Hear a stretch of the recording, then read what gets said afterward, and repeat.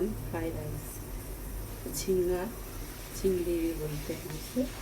तो हमने बासमती चावल ले लिया है, अब इसको धो लिया। अब इसको उबालने के लिए रख देंगे। चावल डाल दिया उबालने के लिए, लगा के प्रॉन के थोड़ा सा फ्राई कर रहे हैं। तो गैस पे कढ़ाई चढ़ा दिया, हमने रिफाइंड तेल डाल दिया है।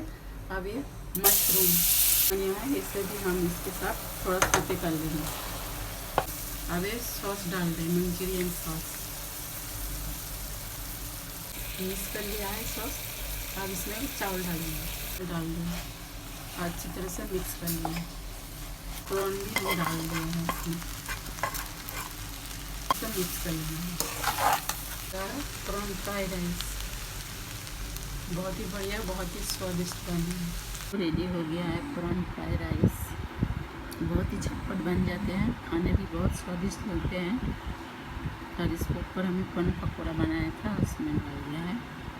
तो दोस्तों रेसिपी अच्छा लगे तो लाइक कीजिए, कमेंट कीजिए, फॉलो कीजिए।